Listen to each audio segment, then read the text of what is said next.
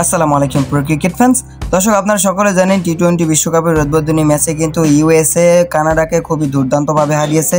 কানাডার দেওয়া অনেক বড় একটা টার্গেট ছিল, কিন্তু সেটাকে খুবই মামুলি স্কোর বানিয়ে কিন্তু দুর্দান্ত একটা জয় পেয়েছে ইউএসএ। মূলত ইউএসএ জয়ের নায়ক হয়েছেন অ্যারন জন্স দুর্দান্ত ব্যাটিং করেছেন ভাই, বলতেই হবে তার কথা, কেননা তিনি কিন্তু মাত্র 40 বলে 94 রানের একটা বিধ্বংসী ইনিংস খেলেছেন, যেটা ছিল চোখ ধাঁধানো। মূলত অ্যারন জন্সকে আপনারা যারা চিনেন না তাদেরকে আমি বলছি, অ্যারন জন্স কিন্তু 2023 সালে বিপিএল এর রংপুর রাইডার্সের হয়ে খেলেছিল। মূলত তিনি মাঠে নামেননি, তিনি কিন্তু পুরোটা আসর মূলত বেঞ্চে বসেই কাটিয়েছেন। এছাড়াও তিনি কিন্তু মেজর সকার লিগেও ডাক পেয়েছিলেন, তিনি কিন্তু সেখানেও কোনো রকম চান্স পাননি। মূলত তিনি কিন্তু একজন মার্কিন ক্রিকেটার বট, কিন্তু তার স্বপ্ন ছিল তিনি একজন ওয়েস্ট ইন্ডিজের ক্রিকেটার হবেন, কিন্তু শেষ পর্যন্ত তার স্বপ্নটা পূরণ হয়নি।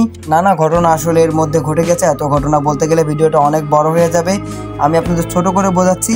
তিনি আসলে ওয়েস্ট ইন্ডিজের হয়ে খেলার জন্য আপ্রাণ চেষ্টা করেছিলেন, কিন্তু শেষ পর্যন্ত কিন্তু তিনি সফল না হয়ে 2019 সালে মার্কিন ক্রিকেটার হিসাবে অভিষেক হয় অ্যারন জন্সের। আর তারপর থেকে তার এই পথ চলা। তবে 2024 এসে এই টি-20 বিশ্বকাপে এসে তাকে পুরো ক্রিকেট বিশ্ব চিনে গেল এক নামে, কারণ উদ্বোধনী ম্যাচে এরকম একটা দুর্দান্ত ইনিংস কিন্তু সচরাচর দেখা যায় না।